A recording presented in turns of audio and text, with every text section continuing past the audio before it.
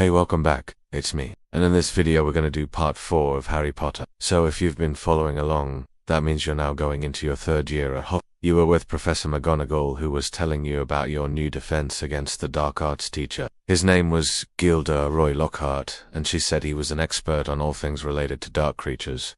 Don't worry, Ron. I'll be fine. I'm used to it by now. What's wrong, Harry? He asked, looking up at you. It was Hagrid's enchanted car that he had lent to Fred and George last year. Suddenly, the car lurched to a halt, and the lights flickered. Oh, come on, you groaned. We're out of gas. You turned to the boys and gave them sheepish smiles. Before you could answer, another crack sounded, followed by a low growl. You screamed and fell backwards. The creature took a step forward and you could make out its rough, hairy form. It was like a giant dog, but with matted fur and sharp, pointed teeth. Then it lunged. You squeezed your eyes shut and braced for impact, but it never came. Instead, you heard a loud crash and then the sound of heavy footsteps running away. Thanks, Hagrid, you said.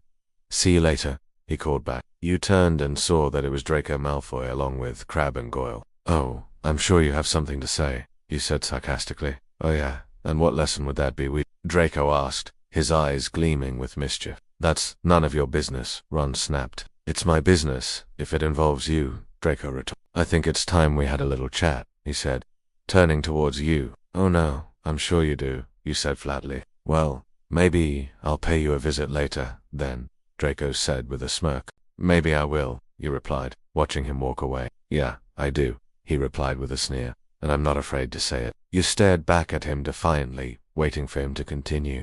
You're a mudblood. He spat out the word like it was poison. You felt your blood boil, but you took a deep breath and tried to calm down.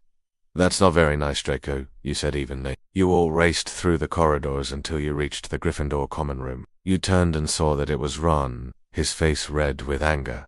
You want a piece of me, Weasley? Draco challenged, stepping closer. You'd be a dead man if your precious friends didn't save you from that dog tonight. Ron's fist clenched, but before he could make a move, you put a hand on his arm.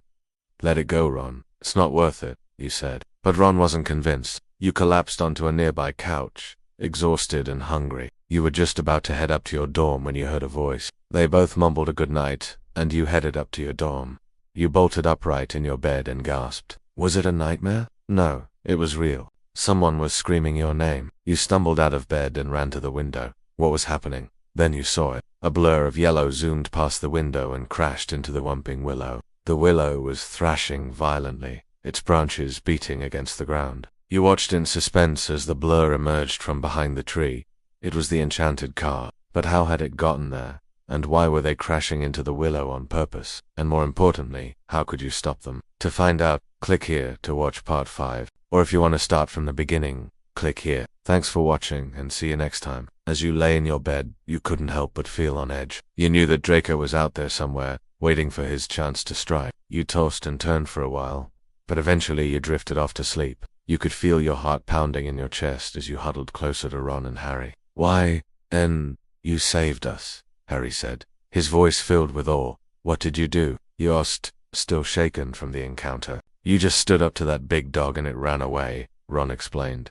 But it almost got us. You protested? If you hadn't stood in front of me, I might have been bitten, Harry said. You didn't know what was out there, but you had a feeling that it wasn't friendly. Sorry, guys. I guess we're gonna have to walk the rest of the way. As you stepped out of the car, you realized that you had no idea where you were. All you could see was a thick, dark forest. You turned and saw that it was Hagrid, his face etched with worry. I won't do it again. He nodded, then his expression soft. All right, kids, let's get out of here. I'll drive you to the castle. You all piled into the back of Hagrid's motorbike, and he sped off towards Hogwarts. Hagrid, we were just leaving, you said, trying to sound casual. Yeah, we were just taking a little stroll in the forest, Ron added. Hagrid's eyebrows shot up in surprise. You know, you're not supposed to go into the Forbidden Forest. There are all sorts of dangerous creatures in there, he said sternly. And since no one was around, you figured it would be safe to take. Before Ron and Harry could protest, you had already climbed into the driver's seat.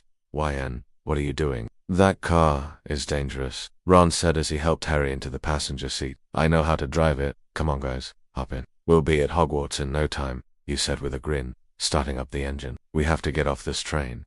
I think we missed our stop. Your heart sank. The Hogwarts Express never stopped running late, but you had been distracted and hadn't noticed when it happened. Sure enough, the conductor had already come by and announced that they had passed Hogsmeade, but there was still hope. You looked at Ron and Harry and smiled. Don't worry, guys. I have a plan. Ron shook his head and met your gaze. It's not fair, YN. No one should have to put up with that. Maybe we should just go to Hogsmeade and tell YN. You knew that if you went to Hagrid, he would try to confront Draco and something bad would happen. So you shook your head. Then you felt a tap on your shoulder, and when you turned around, you saw that it was Ron. YN, where do you think you're going? He asked cautiously. I was just looking for some firewood. It's getting cold and we need a fire to keep us warm, you replied. But Ron didn't seem convinced. Why don't you just stay here with me and Harry? You can stay in the middle so we can protect you. You nodded, grateful for Ron's kindness, even if he was being a bit of a chicken. It's all right, Ron. Really, we don't want to get Hagrid into trouble. But Ron wasn't convinced. She also mentioned that he was very handsome, which you had noticed.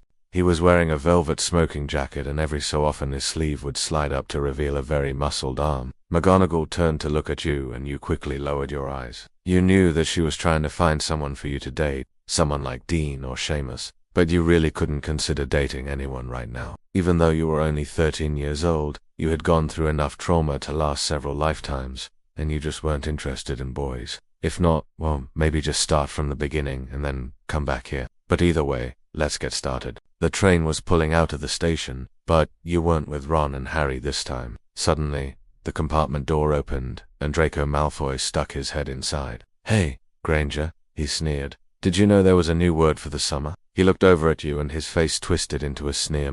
You could see that Ron and Harry were fuming, but McGonagall just sighed and pinched the bridge of her nose. Malfoy, I'm surprised your father hasn't taught you any manners yet. Just leave us alone. Draco stuck his tongue out at you before leaving the compartment. As soon as he was gone, you heard a snarl. That little snake. You put your hand on Ron's arm. Then suddenly you felt a strong tug on your sleeve. When you turned around, you saw that Harry was staring down at the ground. You made your way down the train car and out onto the platform, where you spotted a very familiar vehicle. As you pulled out of the station, you glanced over at Ron and Harry, and they both had hopeful smiles on their faces. Well, this is great, you said sarcastically. Now we're lost and it's getting dark. This is just perfect.